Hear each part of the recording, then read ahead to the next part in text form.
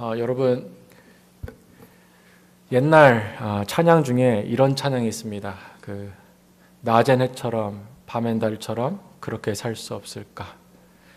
욕심도 없이 어두운 세상 비추어 온전히 남을 위해 살듯이 나의 일생에 꿈이 있다면 이 땅의 빛과 소금 되어 가난한 영혼, 지친 영혼 주님께 인도하고픈데 나의 욕심이 나의 못난 자아가 언제나 커다란 침대여 나를 짓눌러 마음을 곤곡해 하니 예수여 나를 도와주소서.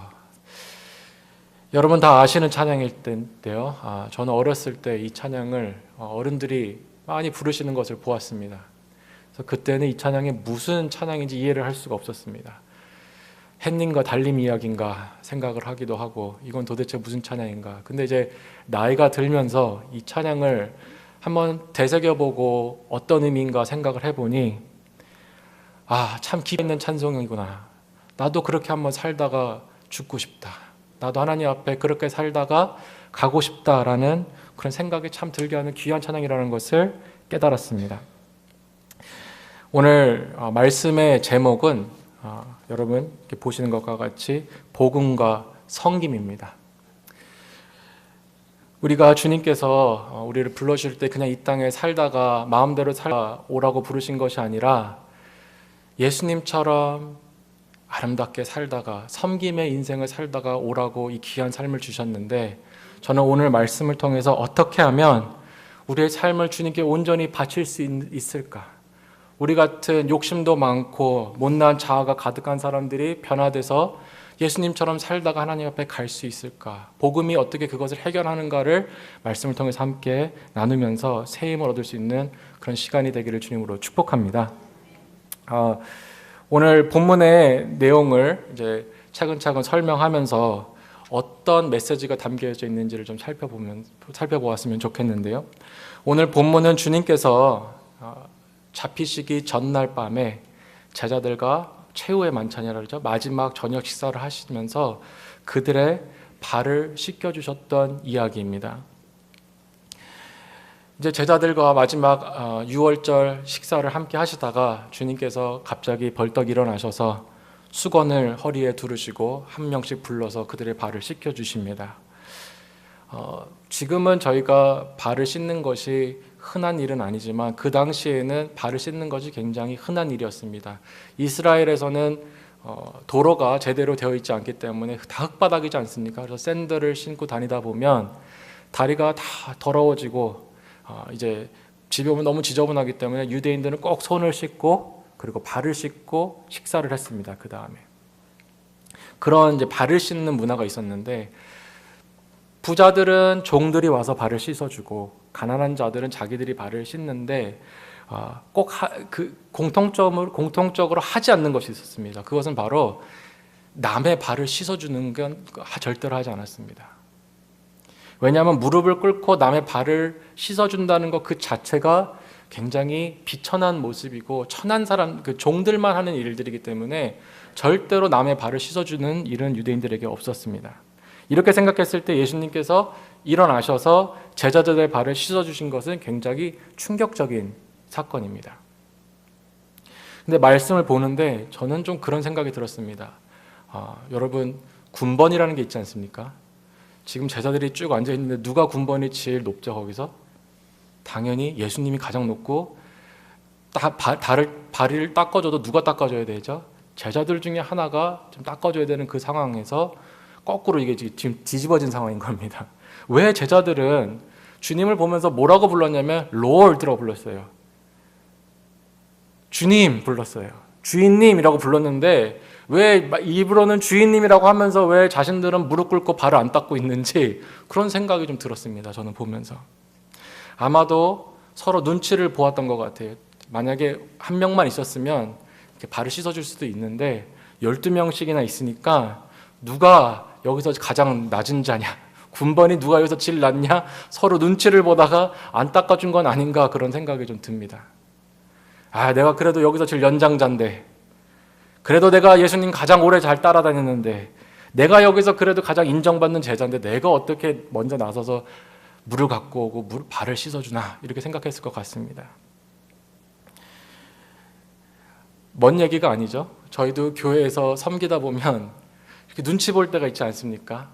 저도 중고등부실에서 이런 일이 있습니다. 애들이 놀다가 쓰레기를 이렇게 바닥에 떨어뜨려 놓고 버려놨더라고요. 그래서 제가 지나가다 그걸 딱 보는데 그걸 주스려고 하다가 마음 가운데 무슨 생각이 드냐면 내가 목사인데 이거를 더럽힌 아이들은 저 아이들인데 왜 내가 이걸 주워야 하지? 이런 생각이 들어서 주스려고 하다가 안 줍고 그냥 갔습니다. 언젠간 치우겠지. 그러고 역시나 안 치워서 나중에 제가 다 치웠습니다. 근데 아마 제자들도 그랬던 것 같아요. 서로 내가 이걸 어떻게 해? 이러면서 눈치만 본 것입니다. 어떻게 내가 무릎을 꿇고 지금 저 사람들 발을 깍 닦아줘. 냄새나는 저 다리를. 근데 이것이 거의 맞다고 제가 생각하는 게 누가복음에 보시면 마지막 만찬을 하기 전에 제자들이 한 일이 있는데 무슨 일을 했냐면 싸웠습니다. 뭘 갖고 싸웠냐면 누가 가장 높으냐 그러고 실컷 싸우다가 길을 걸어서 지금 먹을 때까지 와서 지금 그러고 있는 겁니다. 그러니까 누가 높으냐 내가 높다 네가 높으냐 하고 하다가 지금 막상 무릎을 꿇어야 되는 상황이 오니까 아무도 못 꿇는 겁니다. 지금 이것을 보면서 제자들이 얼마나 어리석고 교만하고 또 이기적인 마음을 가지고 자기중심적인 마음을 가지고 예수님을 섬기고 있었느냐라는 것을 저희가 알 수가 있습니다. 주인이 되신다는 그 주님 앞에서도 무릎을 못 꿇고 그분의 발도 못 씻어주는 그런 마음을 가지고 있던 것이 제자들이었습니다. 그런 상황 속에서 예수님께서 먼저 수건을 허리에 두르시고 이리로 와라 내가 씻어주겠다 그러고 주님께서 씻어주시면서 뭐라고 말씀하시냐면 내가 너에게 본을 보였으니 너희도 이렇게 해라. 그렇게 하는 사람들이 복이 있다라고 주님께서 말씀하십니다. 여러분들 제자들을 보시면서 답답하고 한심하다라고 생각하실 수 있을 것 같습니다. 어떻게 사람들이 저럴 수 있을까? 어떻게 저렇게 모를까? 교만할까? 이기적일까? 근데 오늘 말씀은 우리에게 거울과 같이 제자들이 우리의 모습이다라고 비춰주고 있는 것과 같습니다. 우리 인간은 제자들처럼 우리 인간은 누구든지 높임 받고 싶어하고 내가 원하는 것에 관심을 가지고 살아가고 내가 중심되어서 살아가는 것이 우리들의 모습입니다. 여기서 그 누구도 그것에서 제외될 수 있는 사람은 아무도 없습니다. 우리 모두 다 제자들과 같이 다 자기중심적이고 내가 높임을 받고 싶어하고 내 뜻대로 하고 싶은 게 다 우리 인간입니다. 믿으시면 아멘 하시겠습니다. 우리가 축복받는 얘기만 아멘 할 것이 아니라 이런 나의 죄악된 모습을 비춰질 때도 아멘 할 수 있어야 합니다. 우리 인간은 참 자기중심적입니다. 성경은 우리가 죄인이라고 그러지 않습니까? 이것을 저희가 너무 쉽게 생각하고 넘어갈 때가 있습니다. 그래 우린 죄인이야. 근데 우리가 얼마나 악한 존재인지 얼마나 이기적인 존재인지 그것을 잘 생각을 못하고 넘어갈 때가 있습니다. 우리가 개혁교단인데요. 개혁교단에서는 칼빈주의를 우리가 생각하지 않습니까? 그것을 받아들이지 않습니까? 칼빈이 얘기했던 것 중에 가장 중요한 얘기 중에 하나가 뭐냐면 우리 인간은 전적으로 타락했다고 합니다. 조금만 타락한 거 아니고 반만 타락한 거 아니고 99%만 타락한 게 아니고 100% 완벽하게 타락한 것이 우리 인간이라고 말씀합니다. 우리 안에 선한 것이 아무것도 없다는 것입니다. 우리 안에. 어린이들을 보면 알 수 있습니다. 어린이들이 너무 순수하지 않습니까, 여러분? 너무 아름다워 보이지 않습니까? 근데 그 안에도 죄성이 있습니다. 1살짜리, 2살짜리 말 잘 못하고 언어도 잘 이해를 못하고 단어 보캐버리도 많이 없는데 그 단어도 많이 없는데 할 줄 아는 말 한 가지가 있습니다. 내 거야. 내 거야. 어눌한 발음을 가지고도 내 거야. 그러고 말을 합니다. 그리고 죽일 듯이 막 손을 흔들면서 막 싸웁니다. 자기들끼리 내 거야 그러면서. 제가 볼 때는 그 유치원에서 일어나는 내 거야 하는 그 모습들이 우리 어른들은 잘 숨겨서 그렇지 다 똑같은 모습입니다. 우리 인간들의 모습이 거기 다 담겨져 있는 것입니다. 아이들은 원초적으로 어리기 때문에 다 드러나고 있는 것뿐이지 어른들은 잘 숨길 뿐이지 다 우리도 내 거야 내 마음대로 할 거야 그러면서 우리도 다 싸우고 있는 것입니다. 며칠 전에 제 생일이었습니다. 제 생일이라고 축하해 준다고 우리 아이들이 예쁜 카드를 써왔습니다. 그 고사리 같은 손으로 아빠 사랑해요, 아빠는 최고예요 막 써가지고 왔어요. 그래서 제가 그걸 보면서 이게 아빠가 된다는 게 무엇인가라는 걸 더 처음으로 이렇게 막 깊이 느끼는 시간이었던 것 같아요. 그러면서 눈물이 날 것 같더라고요, 이렇게 보는데. 그래서 막 감동을 했습니다. 주님 감사합니다. 어떻게 귀한 아이들을 주셔서 감사합니다. 그런데 감동도 잠시뿐, 이 어린 죄인들의 돌변하기 시작하더라고요. 죄인들이 요거를 막 저한테 이제 하기 시작하는데, 딸들이 저에게 이렇게 말합니다. 영어로 막 저한테 막 떠드는데 뭐라 그러냐면, 아빠 오늘은 아빠 생일이니까 우리가 파티를 해야 해요. 그래 파티하자. 근데 아빠가 어디서 외식을 하고 싶은지 우린 잘 알고 있어요. 그러더라고요. 어디서 외식을 하고 싶은지 잘 알고 있어요. 아빠는 지금 파네라에 가고 싶죠? 그러더라고요. 저는 파네라를 별로 좋아하지 않습니다. 비싸고 양도 작아서 파네라 별로 안 좋아하는데, 애들이 막 가고 싶어 해서 그래 파네라 가자. 그래서 그날 저녁에 파네라를 가서 식사를 했습니다. 제 생일인데 그걸 다 잊어버리고 너무나 즐겁게 막 식사를 아이들끼리 하는 겁니다. 막. 그래서 이제 참 좋은 시간이다 그러고 저는 이제 그렇게 보내고 있었는데, 집에 가서 영화를 보재요. 아빠 생일이니까 영화를 봐야 한대요. 집에 영화를 보자고 그러더니 둘째가 그러더라고요. 나는 아빠가 무슨 영화 보고 싶은지 알지 그러더라고요. 아빠는 E.T. 보고 싶지 그러더라고요. 그래서 가만히 있었더니 옆에 첫째 딸이 아니야 아빠는 패딩턴 2 보고 싶대 그러더라고요. 자기들끼리 막 또 그거 갖고 싸워요. 뭐 보고 싶냐고. 그렇게 실갱이를 한참 하더니 제 귀에다 대고 둘째가 아빠 무슨 영화 보고 싶어요? E.T. 보고 싶죠? 그러더라고요. 그래서 제가 그래 E.T. 보고 싶어 그랬더니요, 갑자기 벌떡 일어나더니 광고를 하겠대요 자기가. 그러더니 벌스데이 보이가 E.T. 보고 싶다고 집에 가서 우리 E.T. 봐야 한대요. 저는 그날 계속 아이들에게 이용을 당했습니다. 그 이용을 당했다는 그 생각을 떨쳐버릴 수가 없더라고요. 제 생일을 축하해준다는 그 명목으로 자신들이 하고 싶은 걸 다 하고 있는 거예요. 막. 여러분 생각해 보십시오. 저는 아이들에게 이기적으로 살라고 가르친 적이 없습니다. 이기적인 마음으로 사람을 이용하라는 말을 그건 더욱더 가르친 적이 없습니다. 그런데 애들은요 너무나 프로페셔널한 이기적인 사람들이에요. 이기적인 게 그냥 이기적인 게 아니고 굉장히 프로페셔널하고 굉장히 잘 속이고 굉장히 자기가 원하는 방향으로 이걸 잘 끌어가요. 막. 그걸 보면서 우리 인간이 얼마나 악한가. 아이들에게 한 번도 그런 걸 가르쳐 준 적이 없는데도 너무나 자연스럽게 이기적인 그 모습을 보면서 우리가 참 얼마나 악한 존재들인가를 다시 한번 생각했습니다. 저희도 이웃을 사랑한다고 하지만 얼마나 우리가 원하는 방법대로 이웃을 사랑하고, 또 교회 와서는 성도들을 잘 섬긴다고 하지만 내가 원하는 방식으로 내가 중심돼서 남들을 사랑하고 섬기는 것은 아닌가, 이런 것들을 제가 좀 생각해 봐야 될 텐데요. 참 이 이기적인 마음이 굉장히 심각한 이유는, 이기적인 마음을 가지고 자기중심적인 마음을 가지고 상대방을 사랑하면 삐뚤어진 사랑을 하게 되어집니다. 삐뚤어진 사랑. 가정에서 우리 부모님들이 자녀들을 사랑할 때 내가 원하는 방법으로 아이를 사랑하면 그 아이는 억압을 받습니다. 그 아이는 숨을 못 쉽니다. 그 안에서.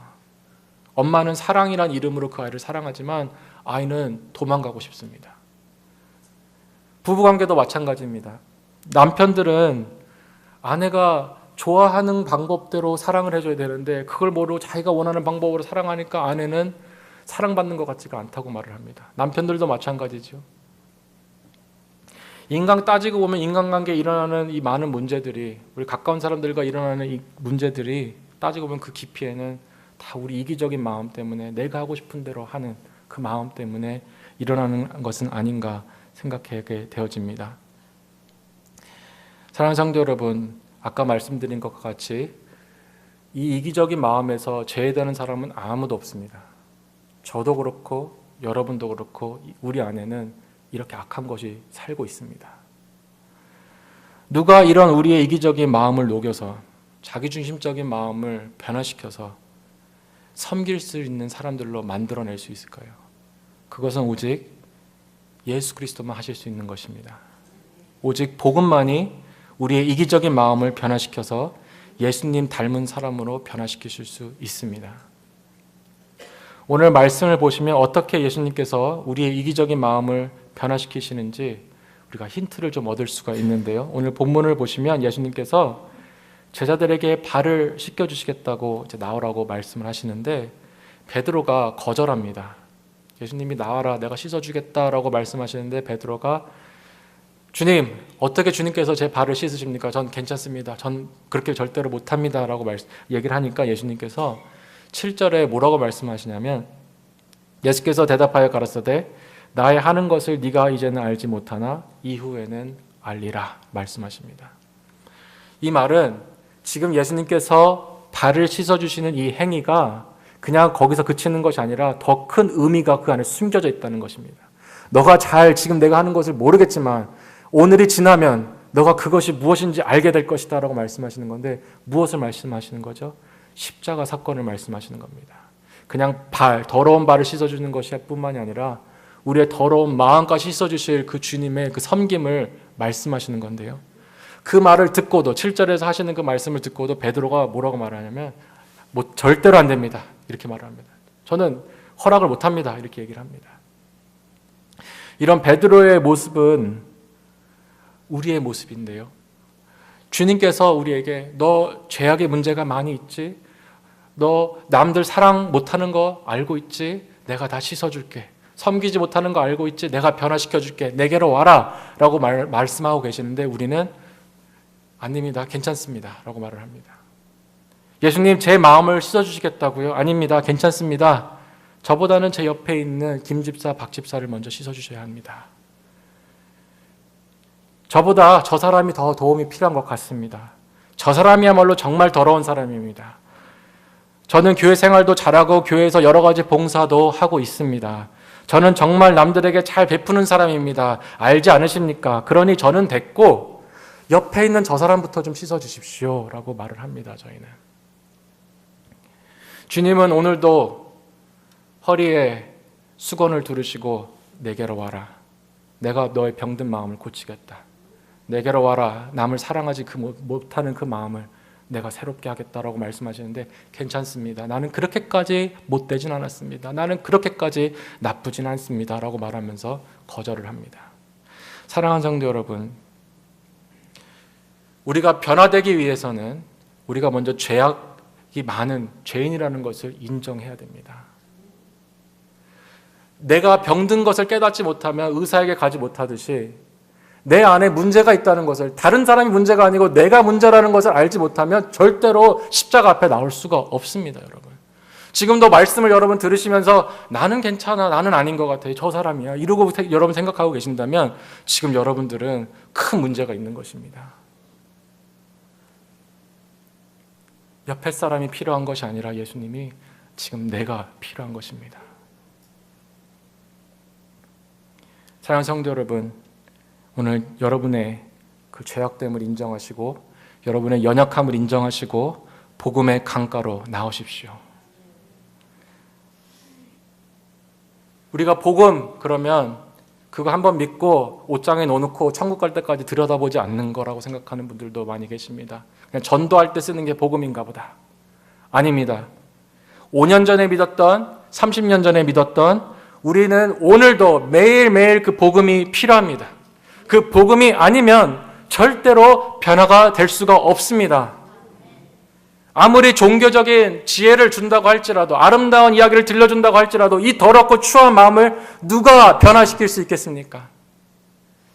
복음이 아니면 변화할 수 없습니다. 그래서 30년 전에 믿었던, 10년 전에 믿었던 오늘도 그 복음의 강가로 우리 나와서 주님 씻어주십시오. 아직도 변화될 것이 많이 있습니다. 아직도 깨져야 할 것이 많이 있습니다. 주님 씻어주십시오 하고 내놓으면서 나올 수 있어야 할 줄로 믿습니다. 복음에는 능력이 있어서 우리를 180도 변화시킬 수 있는 그 파워가 그 안에 담겨져 있습니다. 복음은 능력이 있습니다. 부처도 모하메드도 그 누구도 그 어떤 것도 인간의 마음을 전적으로 변화시킬 수는 없지만 그 복음 안에는 능력이 있다고 말씀합니다. 참 복음이 이렇게 볼 때는 겨자씨 같아가지고 아무런 힘도 없어 보입니다. 예수님 믿는다고 뭐가 바뀌겠어? 십자가가 무슨 우리 밥 먹여주나 뭘 그렇게 바뀔 수 있게 하겠나 이런 생각이 드는데 그 능력을 맛본 사람들은 그것이 얼마나 파워풀한가를 잘 알고 있습니다. 인도네시아에서 선교하는 그 선교사님이 계셨는데요. 이 선교사님께서 어떤 마을에, 한국 선교사님이신데 어떤 마을에 가셔서 개척을 하시고 이제 예배를 드려야 되니까 찬양단을 이렇게 만드셨다고 합니다. 찬양단을 만드시는데 그 동네에 악기를 만질 수 있는 사람이 아무도 없었다고 합니다. 그래서 선교사님이 다 일일이 그 재능이 있으셔서 그런지 피아노, 기타, 드럼 이런 걸 다 가르치시고 그래가지고 이제 찬양팀을 탁 만들었는데 이게 첫 1년은 그냥 그런 듯 하더니 2년, 3년이 지나가니까 찬양들이 곧 잘하더래요. 그래서 동네에서 사람들이 찬양단 보러도 오기도 하고 찬양 같이 부르려고 오기도 하고 그래서 너무 이제 감사하게 그 사역을 하고 있는데 어느 날 어떤 자매가 자기도 찬양단에 가입하고 싶다고, 나는 피아노를 칠 줄 안다고 꼭 가입하게 해달라 그래서 목사님이 잘 됐다고 그래서 물어보지도 않고 그 테스트 해보지도 않고 그냥 가입을 시켜줬다고 합니다. 근데 예배 시간 때 보니까 갑자기 삑삑 이상한 소리가 자꾸 나더랍니다. 보니까 이 자매가 정말 기본적인 것밖에 할 줄 모르는데 너무 찬양단에 가입하고 싶어서 그냥 거짓말로 잘한다고 그러고 들어온 겁니다. 그래서 이 목사님, 이 선교사님이 이러다가는 예배가 방해가 많이 받겠다 싶어서 찬양팀을 따로 불러서 우리 이 자매를 내쫓자. 우리가 지금은 좀 힘들 것 같으니까 내년에 연습 많이 하고 오라 그러자 얘기를 했는데 그 찬양팀의 팀원들 중에 하나가 이렇게 얘기하더래요. 선교사님, 저희는 벌써 이 자매와 함께 찬양단을 계속 섬기기로 결정했습니다. 그러더래요. 선교사님이 아니 안 되는데 계속 있으면 안 되는데 그래서 왜 그렇게 결정을 했느냐 물어보니까 그 리더가 일어나서 이렇게 말을 하더래요. 선교사님이 저에게 가르쳐 주신 것처럼 예수님께서는 저희같이 죄인들도 용서해 주시고 그분의 자녀로 받아주셨잖아요. 주님의 사랑과 은혜로 우리를 지금까지 인도해 주시고 악기 하나 다룰 줄 모르던 우리를 참아주셔서 지금까지 이렇게 이끌어 주셨는데 어떻게 그렇게 사랑의 빚, 예수님의 사랑에 빚진 우리가 그 자매를 내쫓을 수 있겠습니까? 그 자매 우리가 기다려 줄 겁니다. 함께 해줄 겁니다. 우리는 함께 그 자매와 찬양할 겁니다. 얘기를 하더래요. 그 얘기를 딱 듣는데 선교사님이 머리에 망치를 맞은 것 같은 느낌이 들더래요. 그렇게 복음을 말을 했는데 본인은 복음을 잊고 그 제자들이 복음을 붙들고 살아가는 그 모습을 보면서 그 복음대로 변화되어져 가는 그 모습을 보면서 너무나 한편으로는 대견스럽고 감사해서 그런 간증을 하는 것을 제가 보았습니다. 사랑하는 성도 여러분, 제가 오늘 이 저녁에 여러분들에게 말씀드릴 수 있는 것은 여러분들이 여러분의 죄악됨을 알고 복음을 의지하면서 나오시면 그 복음이 여러분들을 변화시킬 수 있다는 것입니다. 여러분들에게 이것을 하십시오, 종교적인 리스트를 드리고 이렇게 하는 것이 섬길 수 있는 방법입니다, 이렇게 하십시오라고 여러분들에게 말씀드릴 수 있지만 그렇다 한다 할지라도 우리의 마음을 변화되지 않는 것을 어떻게 하겠습니까? 그 마음을 변화시킬 수 있는 것은 오직 예수 그리스도의 사랑입니다. 그 은혜와 사랑이 우리 마음까지 적셔질 때 그때야 비로소 그래 나도 용서해야지, 내가 더 잘 섬겨야지 라고 고백하면서 나올 수 있게 되어지는 것입니다. 우리 같은 죄인을 위해 죽으시고 우리같이 더럽고 추한 죄인들을 기다려주시고 용서해주신 그 사랑을 깨달아 갈 때 그때야 비로소 이웃도 섬길 수 있는 그런 종과 같은 예수님과 같은 모습으로 변화될 수 있는 것입니다. 제가 정말 존경하는 좋아하는 목사님이 계시는데 그분께서 담임 목회 하시면서 힘들었던 것들을 저한테 이렇게 얘기를 해주시는 걸 들은 적이 있습니다. 처음 담임 목회 사역지에 나가셔서 사역을 하시는데 어떤 형제님 중에 자살 충동이 있으신 분이 계셨다고 합니다. 자살 충동 때문에 굉장히 우울증도 있고 여러 가지로 이렇게 괴로워하는 집사님이 계셨는데 이 집사님이 자살 충동에 시달린 이유는 도박 중독으로 참 돈을 많이 잃으셨대요. 그래서 아내가 돈 벌어오면 그것도 다 잃고, 그러니까 아내도 나중에는 집을 나가버리고 딸들도 정말 아빠를 싫어하는 그런 이제 상황 속에서 매일매일 이제 살아가는데, 마음이 불안하니까 목사님한테 밤마다 전화를 거셨다고 합니다. 그래서 목사님이 기도해 주시고 위로해 주시고 전화를 끊고, 그리고 또 다음 날 되면 또 전화하시고 그러는데, 하루는 집사님이 전화를 하지 않으시더래요. 전화가 안 와가지고 너무 겁이 나서 무슨 큰일이 났나 해서 전화를 해보니까 딸들이 울면서 빨리 좀 와주시라고, 큰일 났다고, 아버지가 지금 자살하려고 그러고 있다고, 빨리 와달라고. 그래서 그 밤 늦은 시간에 운전을 하고 갔는데 야드에 그 바지만 입고 바닥에 앉아가지고 울고 있더래요, 그분이. 그래서 가서 보니까 그 빨간 그 기름통 있지 않습니까? 기름통이 옆에 있고 온몸엔 다 기름을 덮어쓰고, 목사님 죄송합니다. 저는 더 이상 살 가치가 없는 인간입니다. 여기서 이제 저는 끝을 내야 될 것 같습니다. 죄송합니다. 그러고 막 울더래요.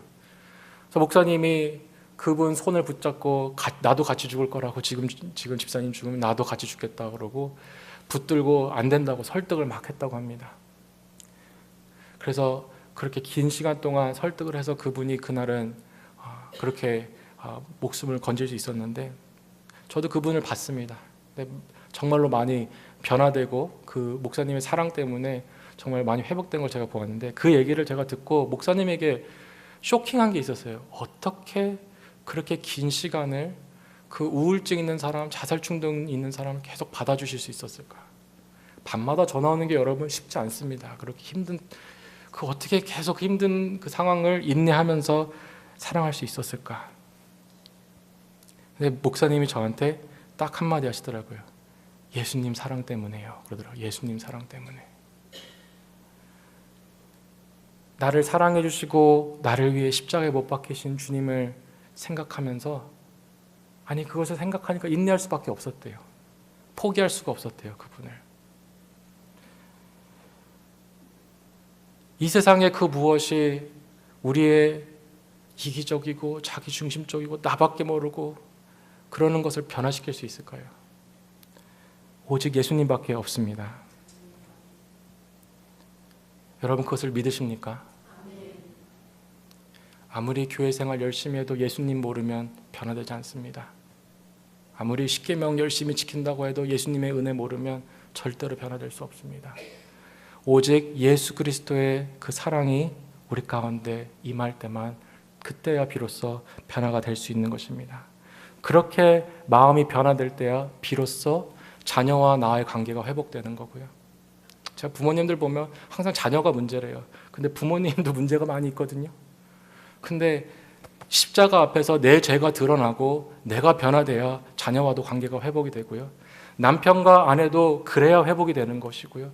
교회 안에서도 성도와 성도 간의 관계도 내가 먼저 문제 있는 사람이라는 것을 인정하고 내가 십자가 앞에, 은혜 앞에 나올 때 그때서야 교회가 화목할 수 있는 것이고 회복되어질 수가 있는 것입니다. 여러분 딴 사람 신경 쓰지 마시고 내가 먼저 변화될 사람이라는 것을 깨달으시고 십자가 앞으로 그 생명의 강가로 오늘 나오시길 주님으로 축복합니다.